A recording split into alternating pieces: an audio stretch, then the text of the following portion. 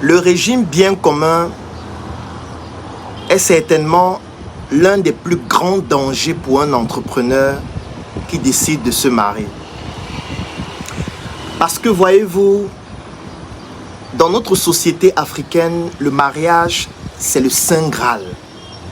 C'est tellement symbolique qu'il peut cristalliser la toile pendant des semaines dans des quartiers de l'Afrique comme le Cameroun, le Bénin, le Tchad, la Centrafrique. Et c'est tellement grave au point où il y a des personnes qui ont décidé de faire du mariage leur projet de vie. Ce qui est une bonne chose en soi. Mais dans cette vidéo, je vais vous donner quelques éléments. Si vous êtes entrepreneur, que vous soyez un homme ou une femme, que vous devez absolument prendre en compte avant de choisir le régime de votre mariage. Parce que lorsqu'on décide de se lancer en entrepreneuriat, il existe des précautions importantes que vous devez prendre avant de vous marier. Parce que oui, on est dans l'euphorie, on est dans l'émotionnel, mais il faut parfois laisser la place à la raison afin de pouvoir anticiper sur des mots graves pour vos proches et surtout pour votre descendance. Alors, la communauté des biens renvoie en général à l'unicité du patrimoine des deux époux, aux biens qu'ils ont acquis pendant le mariage. Je tiens à le préciser. Les biens qu'ils ont acquis pendant le mariage. Et je tiens à préciser que cette vidéo est valable pour les hommes comme pour les femmes. Parce qu'une femme peut être entrepreneur très riche. Un homme peut être entrepreneur très riche. L'homme et la femme, les deux peuvent être des entrepreneurs très riches. Ou alors les deux peuvent se marier et l'un décide de se lancer dans des projets entrepreneuriaux ou l'autre ou les deux. Donc ce que j'explique, c'est pour l'homme, la femme et les deux à la fois. Ce qu'il faut noter maintenant avec la communauté des biens, c'est le fait qu'elle permet de sauvegarder le patrimoine du couple. Et ceci lorsqu'on n'a pas de problème, lorsqu'on n'a pas de dette et surtout lorsqu'on n'a pas de différents créanciers. Mais maintenant, prenons un cas de figure. En cas de décès d'un des époux, ça peut être l'homme, ça peut être la femme. L'époux qui va rester vivant doit bien continuer à gérer les biens. Et c'est là où l'aspect négatif entre en jeu. Parce que l'aspect négatif de la communauté des biens réside dans le fait que lorsqu'un des époux a contracté des dettes envers des créanciers, ces derniers peuvent tout simplement s'attaquer non seulement aux biens personnels, mais aussi au patrimoine de la communauté, au détriment de l'autre époux. Les créanciers ont même la possibilité de saisir n'importe quel bien prévu par la loi et qui se trouve dans la communauté, peu importe l'époux qui a consenti à la dette. Mais maintenant, la question que j'ai envie de poser, est-ce que vous pensez réellement, selon vous, qu'il est possible d'entreprendre sans contracter des dettes? La réponse c'est non, c'est juste que c'est un sujet qui est tabou. Très peu d'entrepreneurs vont avouer réellement avoir des dettes. Et quand on parle des dettes, les gens voient uniquement la banque. Quand on parle de dettes, les gens voient uniquement... Non, les dettes, c'est aussi la tontine. Si tu vas à la tontine, tu bouffes le premier ou le deuxième. Une tontine qui a 20 personnes. Et tu n'as pas encore cotisé pour tous les autres. Ça veut dire que tu es endetté. Tu peux être endetté dans une institution financière. Tu peux être endetté vis-à-vis de certains particuliers. Tu peux être endetté vis-à-vis de certaines entreprises. Tu peux être endetté vis-à-vis de tes fournisseurs. Les dettes sont multiformes. Et quand on entreprend, on est obligé tôt ou tard de contracter des dettes. Donc, est-ce qu'on peut entreprendre sans contracter des dettes? La réponse évidente, c'est non. Mais en général, ce sont des informations qui vont faire l'objet d'un tabou ou alors d'un secret. Bien sûr, parfois pour ne pas affoler le couple, ce qui est un danger. Et qu'on va découvrir en général après le décès. Même de son vivant, lorsqu'un des époux a contracté des dettes en son nom propre, et que cette dette arrive à échéance sans être remboursée, les créanciers peuvent saisir les biens du patrimoine et de la communauté pour se faire payer, même de son vivant. C'est pour ça qu'il est conseillé en réalité de ne pas choisir la communauté des biens lorsque vous êtes certain que vous n'allez pas honorer vos engagements. Ou alors même si vous allez honorer vos engagements, c'est très dangereux parce que dans la vie, il y a des aléas, il y a des contingences internes et externes. C'est pour ça que moi, personnellement, je vous déconseille la communauté des biens. Parce que dès lors qu'une personne contracte des dettes, c'est l'ensemble des biens du patrimoine qui répondent à leur remboursement. D'où la précaution. Parce qu'il ne faut pas choisir la communauté des biens parce que vous voulez qu'on verse le risque sur vous, parce que vous voulez qu'on vous apprécie dans la communauté, parce que vous voulez que vos proches disent que oui, vraiment, elle a eu le bon choix, il a fait le bon choix. Non. Il ne faut choisir la communauté des biens que si vous êtes sûr que vous allez respecter vos engagements. Et que vous devez assurer que cela ne nuira pas à la bonne marche du couple, tant de votre vivant qu'après votre décès. Et c'est là où ça devient compliqué, parce que généralement, l'un des couples contracte des dettes sans informer l'autre, et ce dernier se retrouve en train de rembourser des montants faramineux jusqu'à appauvrir le foyer. Cela survient en général après le décès du conjoint ou de la conjointe en question. Dans le passé, nos mamans ont été trompées, non pas parce qu'elles voulaient, mais parce qu'elles croyaient en l'amour en fait, en la sincérité de leur époux. Mais j'ai envie de dire que dans notre ère, il faut prendre des précautions, même si vous êtes sûr, même si vous êtes amoureux, même si tout se passe bien, mais les précautions sont importantes.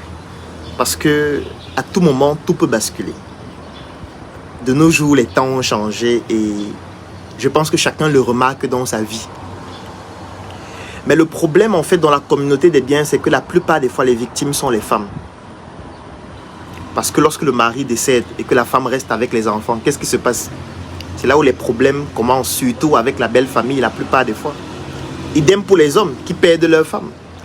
Pour éviter tous ces problèmes, ces chantages, il est important que vos deux noms figurent sur tous vos biens, que ce soit les maisons, les terrains et tout autre bien de toute nature.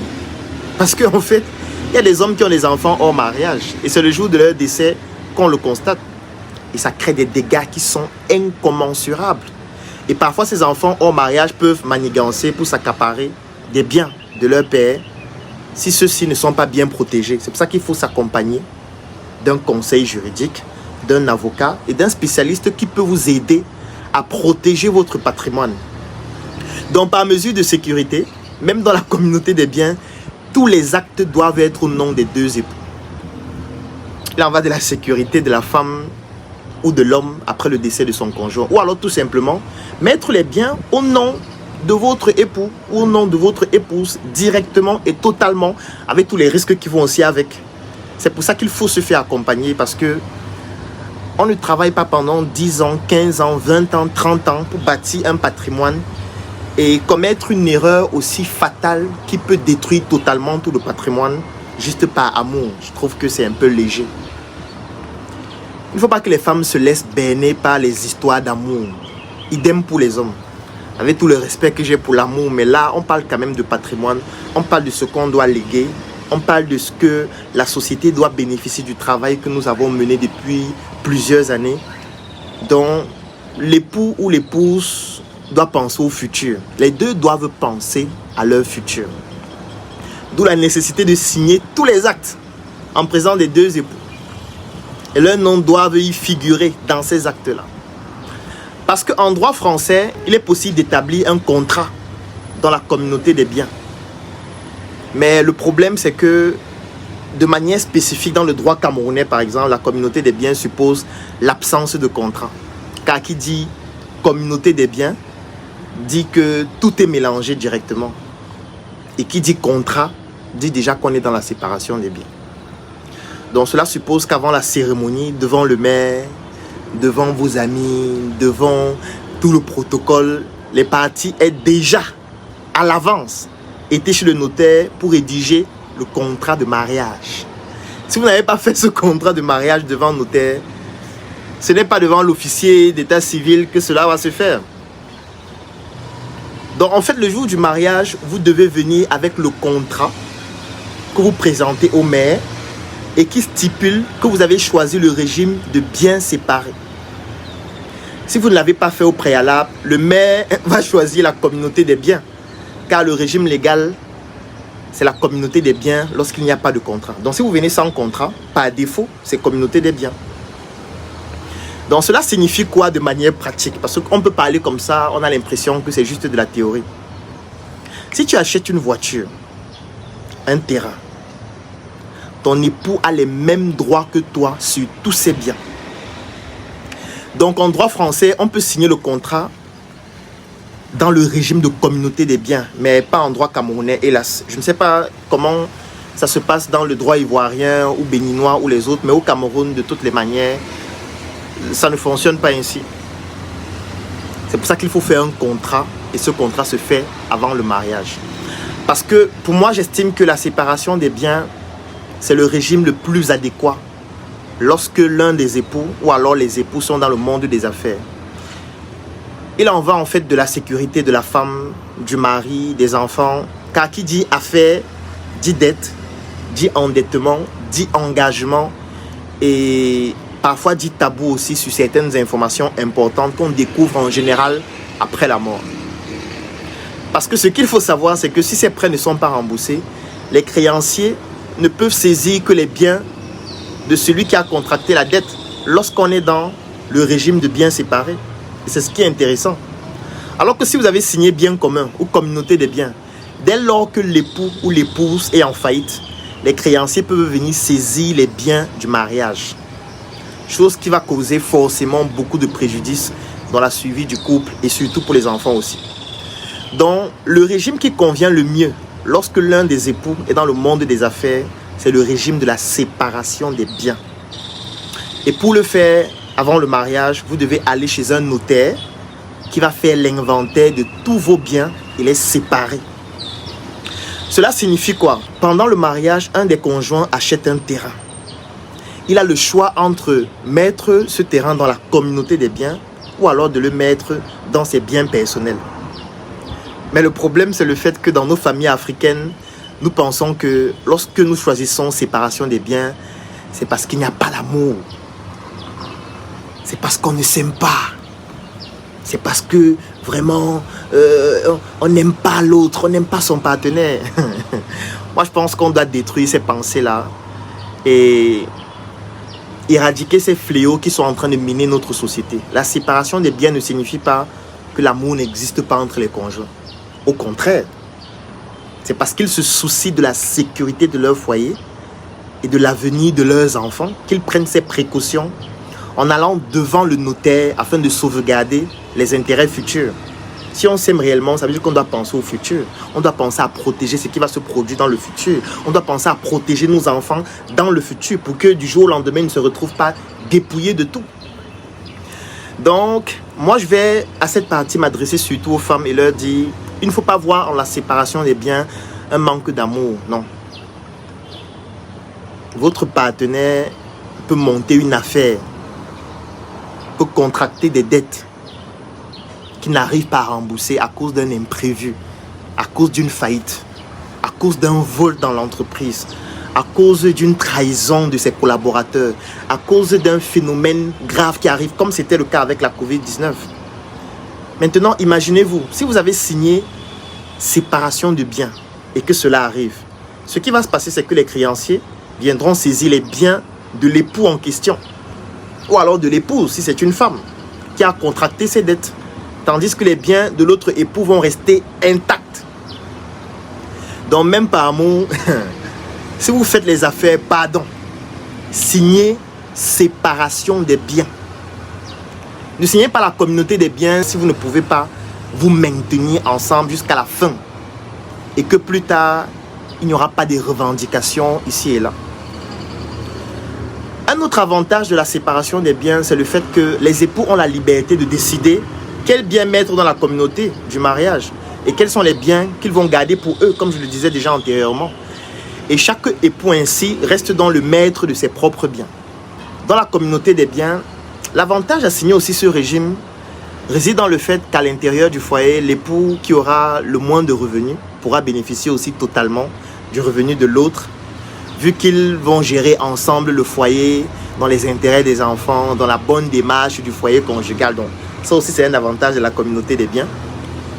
Et dans le foyer dans lequel l'un des époux a un travail et l'autre n'en a pas, et qu'ils ont signé communauté des biens, si celui-ci a un salaire et ne s'occupe pas de ses obligations comme il se doit, l'autre époux peut bien saisir la justice. Hein? Oui, parce que c'est aussi ça la communauté des biens. Et le code pénal sanctionne l'époux qui ne s'occupe pas du foyer conjugal. Voilà un bel avantage de la communauté des biens. Parce que les biens en réalité appartiennent à tout le monde, aux deux époux.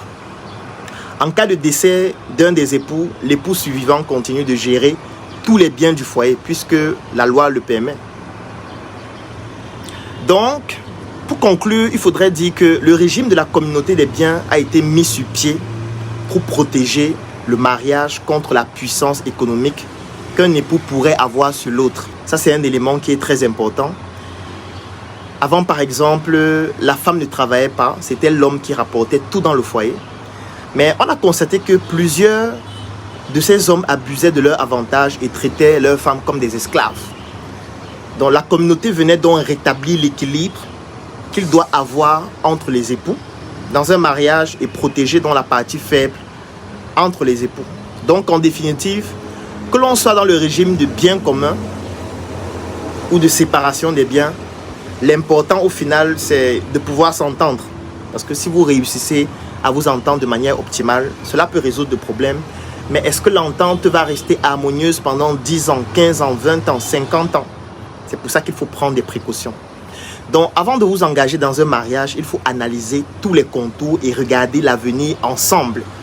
Et voici quelques questions que vous devez vous poser. 1. Si demain je ne suis plus là, comment ça va se passer? 2. Si demain tu n'es plus là, comment on va vivre en fait? Qu'est-ce qui va se passer? Parce que voilà les questions qu'il faut se poser au préalable avant de signer l'acte de mariage. Parce qu'au début, à cause de l'amour, de la joie de se marier, on oublie souvent de se poser les questions essentielles. Alors que ces questions devraient être au préalable posées au regard de l'union qu'on veut semer. La troisième question, c'est quelles sont les conséquences futures si demain je ne suis plus là? Si par hasard le divorce survient, est-ce que je serai protégé? Soyez un roi, soyez une reine, soyez une princesse, soyez chic, soyez élégant. Arborez des vêtements et accessoires haut de gamme qui vous donnent une valeur, une identité. C'est apprécié le linge, du top dans les fringues, c'est du sur mesure. Qualité dans le vêtement, évidemment, c'est du sur mesure. Ça épouse le corps à la perfection. Captivant ton regard, tu te demandes si c'est Papa God qui a pris les mesures. Normal, c'est du sur mesure. La marque des leaders.